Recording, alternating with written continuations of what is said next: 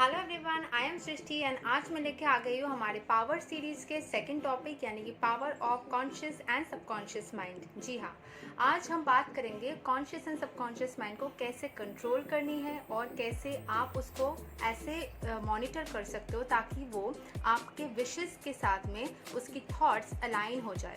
ठीक है, सो इसमें दो पार्ट्स में डिवाइड करते हैं। ठीक है, एक है कॉन्शियस माइंड, एक है सबकॉन्शियस माइंड। ठीक है, तो एक हो गई आपकी थॉट्स एंड जो आप सोचते हो उस हिसाब से आपके एक्शंस। ठीक है, सो पार्ट वन, उसमें क्या करना है कि आपको कॉन्शियसली जो भी चीज़ आप सोचते हो ना, जो भी चीज़ आपके दिमाग में कॉन्शियसली चलती है वो सोच, हमारे दिमाग में बहुत से सोचें आती है, हज़ारों सोचें पूरे दिन में आती रहती है।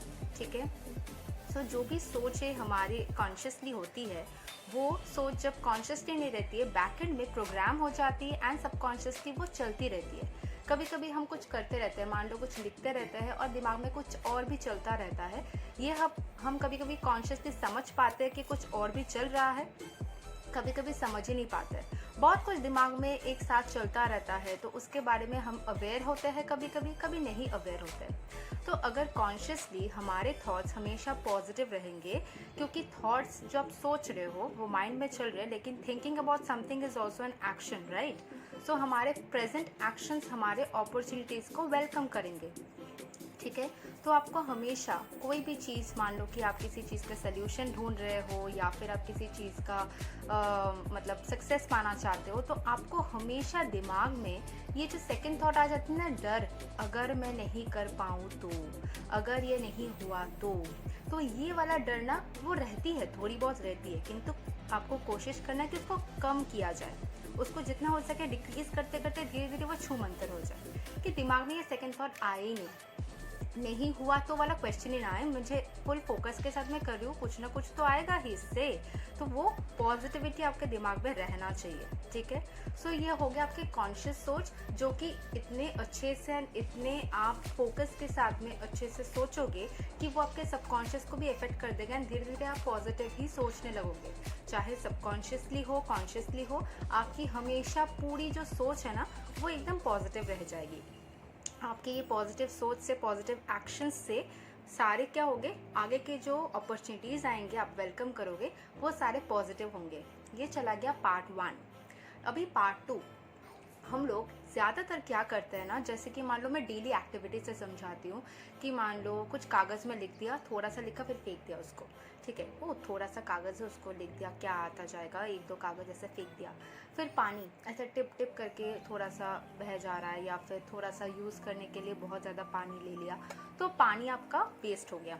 ठीक है, आपने सोचा वो थोड़ा सा ही पानी है, क्या हो जाएगा। फिर मान लो खाना खा रहे हो, थोड़ा सा खा पाए बाकी नहीं खा पाए। ठीक है, तो आपने उसको क्या किया, डस्टबिन में फेंक दिया। आपको कुछ फ़र्क ही नहीं पड़ रहा है कि आप उस चीज़ को वेस्ट कर रहे हो। सो चाहे वो पानी हो, कोई कागज़ हो, कोई खाना हो, कोई कपड़ा हो, कुछ भी हो, जब आपका दिमाग ये बार बार कुछ नहीं होता, कुछ नहीं आता जाता, डजेंट मैटर, ये हो जाता है ना, तब आपकी टाइम, आपकी अपॉर्चुनिटीज़ भी आप ऐसे ही वेस्ट करते रहते हो। आपको खुद भी पता नहीं चलता, आप सोचते हो वो इतने से क्या होता है, कुछ नहीं होता, कुछ भी फ़ायदा नहीं पड़ेगा, फ़र्क नहीं पड़ेगा, ये सोचने लग जाते हो। आपके दिमाग जो सामने अपॉर्चुनिटीज़ रहती है उसको भी देख नहीं पाती। तो ये कॉन्शियसली आपको सोचना होगा कि ये वेस्टेज है, ये वेस्ट आपको नहीं करनी है। आपको सब कुछ जितना आपको मिला है वो कंजर्व करना है। ये आपकी नेचर हो जानी चाहिए, जब तक कि वो आपकी हैबिट ना बन जाए। ये मैंने अपने पिछले वीडियो में भी बोला था कि जब तक आपकी वो हैबिट ना बन जाए तब तक आपको उसको कॉन्शियसली करते रहना है। तो कॉन्शियसली हमें सारी चीज़ों को जितना हो सके सेव करना है, तो ऑटोमेटिक हमारे जो ब्रेन की सिचुएशन हो जाएगी ना, जो हमारी सोच हो जाएगी, हम लोग बिना जाने ही चीज़ें सेव करने लगेंगे एंड हर चीज़ में अपॉर्चुनिटी देखने लगेंगे। ठीक है, सो एंड उसको यूटिलाइज भी करने लगेंगे। कॉन्शियसली ये सोचना होगा कि नथिंग शुड बी वेस्टेड। जब ब्रेन ऐसे बन जाएगी तो जिन चीज़ों में पहले अपॉर्चुनिटीज़ नहीं दिखती थी उसमें भी दिखेंगी एंड उसको कैसे आपको यूज़ करना है, यूटिलाइज करने की जो सोच होगी ना वो भी आ जाएगी। वो ऑटोमेटिक होता है, शुरू आपको थोड़ा सा करके करना है, बाकी ऑटोमेटिक आती चली जाएगी। So this is the power of conscious and subconscious mind. जो आप कॉन्शियसली सोचते हो उसका ही इफेक्ट आपके सबकॉन्शियस में चला जाता है, वो ऑटोमेटिक ब्रेन वैसी बन जाती है, लेकिन उसके लिए फर्स्ट स्टेप आपको लेना होगा। फिर बाकी आप वैसे इंसान ही बन जाओगे जो कभी वेस्ट नहीं करता, जिसके साथ कुछ भी वेस्ट नहीं होता, सब कुछ आप यूटिलाइज करते हो जो आप देते हो। Newton's third law, every action has equal and opposite reaction, this is applicable in our daily life also.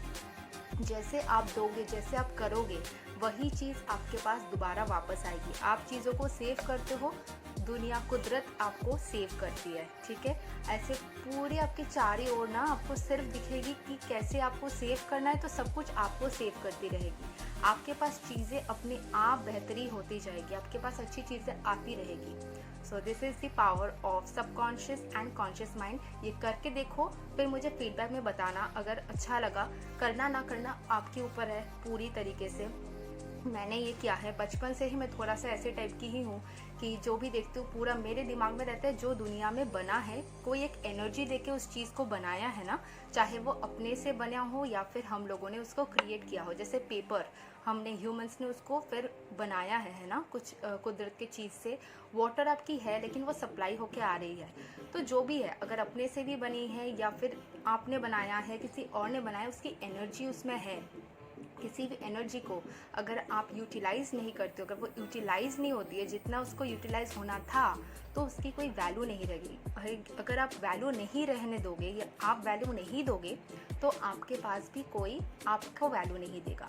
तो ये एनर्जी का गिव एंड टेक होता है, इसको थोड़ा मान के देखो। आई होप आप सबको अच्छा फल मिलेगा। आप सब इसके लिए बोलोगे कि हाँ, ये बहुत ही अच्छा एक टेक्निक था, ठीक है। ये करके ज़रूर मुझे फीडबैक में बताना। And till then keep rocking. Thank you, bye bye.